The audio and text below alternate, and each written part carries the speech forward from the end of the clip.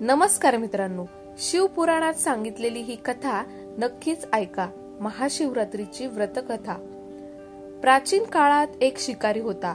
जनावरांची हत्या करून तो आपल्या कुटुंबाचं पालन पोषण करीत असे. तो सावकाराचा कर्जदार होता. त्याने त्याचे कर्ज वेळेवर चुकवले नव्हते. त्यामुळे संतापून सावकाराने शिकारीला शिवमठात कैदी बनवले. योगायोगाने त्याच दिवशी शिवरात्र होती. शिकारी ध्यानमग्न होऊन शिवासंबंधित धार्मिक गोष्टी ऐकत राहिला. चतुर्दशीला त्याने शिवरात्रीची कथाही ऐकली. सायंकाळी सावकाराने त्याला जवळ बोलावून कर्ज फेडण्याविषयी विचारले. शिकारी दुसऱ्या दिवशी सर्व कर्ज फेडेन असे वचन देऊन कैदेतून सुटला. आपल्या दिनचर्येप्रमाणे तो जंगलात शिकारीसाठी निघाला. पण दिवसभर कैदेत राहिल्यामुळे तो तहान भुकेने व्याकुळ झाला होता. शिकार करण्यासाठी तो तलावाकाठाच्या बेलपत्राच्या झाडावर मचाण बांधू लागला. बेल वृक्षाच्या खाली बेलपत्रांनी झाकले गेलेले शिवलिंग होते. शिकाऱ्याला मात्र हे माहितीच नव्हते. मचाण बनवताना त्याने त्या फांद्या तोडल्या. त्या योगायोगाने शिवलिंगावर पडल्या. या प्रकारे दिवसभर उपाशी असलेल्या शिकाऱ्याचे व्रतही झाले आणि त्याच्या करवी शिवलिंगावर बेलपत्रही वाहिले गेले. एका प्रहरानंतर एक गर्भिणी हरणी तलावावर पाणी पिण्यासाठी पोहोचली. शिकाऱ्याने आपल्या धनुष्याने तिच्यावर नेम साधलाच होता. तितक्याच ती हरणी बोलली, मी गर्भिणी आहे. तू एकाच वेळी 2 जीवांची हत्या करशील हे योग्य नाही. मी आपल्या पिल्लाला जन्म देऊन लवकरच तुझ्या समोर येईल, तेव्हा तू मला मार. शिकाऱ्याने धनुष्य बाजूला ठेवले आणि हरिणी झाडाआड लुप्त झाली. काही वेळाने दुसरी हरिणी तेथून निघाली. शिकाऱ्याच्या आनंदाला पारावर उरला नाही. त्याने तिच्यावर नेम साधला. हे बघून त्या हरिणीने त्याला सांगितले की हे पारधी, मी एक कामतूर वीरहिनी आहे. आपल्या प्रियेच्या शोधात भटकत आहे. मी माझ्या पतीला भेटून लवकरच तुझ्या जवळ येईल. शिकारीने तिलाही जाऊन दिले. 2दा शिकार हातातून गेल्यामुळे तो चिंतित झाला. तेवढ्यात एक हरिणी आपल्या पिल्लासोबत तेथून निघाली. शिकाऱ्याला जणू सुवर्ण संधीच मिळाली.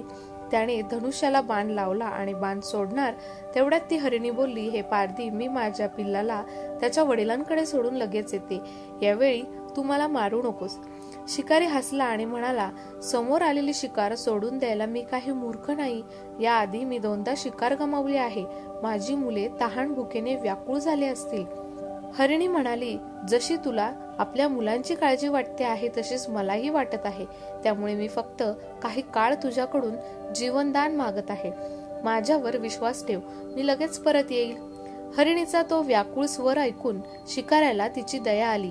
त्याने तिलाही जाऊन दिले. शिकार न मिळाल्यामुळे तो बेलाच्या झाडावर बसून बेलपत्र तोडत खाली फेकत होता. काही वेळाने एक दष्टपुष्ट मृग त्या रस्त्यावरून जात होता. आता या मृगाची नक्कीच शिकार करावी असा विचार केला. पण त्याच्यावर नेम धरला असता मृग दिनवाण्या स्वरात म्हणाला, हे पारधी, जर तू माझ्या आधी 3 हरणांना मारले असेल तर मला मारण्यातही वेळ करू नकोस. म्हणजे त्यांच्या वियोगात मला एकही क्षणाचे दुःख सहन करावे लागणार नाही. मी त्यांचा पती आहे आणि जर तू त्यांना जीवनदान दिले असशील तर मला काही क्षणासाठी जीवनदान देण्याची कृपा कर. मी त्यांना भेटून तुझ्या समोर हजर होईल. मृगाचे बोलणे ऐकून शिकाऱ्याच्या डोळ्यासमोरून संपूर्ण रात्रीचे घटनाचक्र आले. त्याने सर्व कथा मृगाला ऐकवली. तेव्हा मृगाने सांगितले, माझ्या 3ही पत्नी येथून वचनबद्ध होऊन गेल्या आहेत. मात्र त्या माझ्या मृत्यूनंतर आपल्या धर्माचं पालन करू शकणार नाहीत. त्यामुळे तू मला आता जाऊ दे. मी त्याच्या समवेत तुझ्या समोर हजर होतो. उपवास, रात्रीचे जागरण तसेच शिवलिंगावर बेलपत्र चढवल्यामुळे शिकारीच्या हिंसक हृदयाचे निर्मल हृदयात परिवर्तन झाले होते. धनुष्य त्याच्या हातातून निसटले. शिवाने त्याच्या हृदयात बदल घडवून आणला. त्याला आपल्या भूतकाळातील कर्माचा पश्चाताप झाला. थोड्याच वेळात मृग सहपरिवार शिकाऱ्यासमोर आला. या प्राण्यांमधील प्रेम पाहून शिकाऱ्याच्या डोळ्यातून अश्रू व्हायला लागले.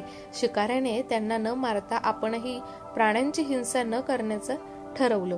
देवलोकातून समस्त देव ही घटना बघत होते. घटनेची परिणती झाल्याबरोबर देवी देवतांनी फुलांचा वर्षाव केला. तेव्हा शिवरात्री व्रत घडल्यामुळे शिकाऱ्याला मोक्षाची प्राप्ती झाली.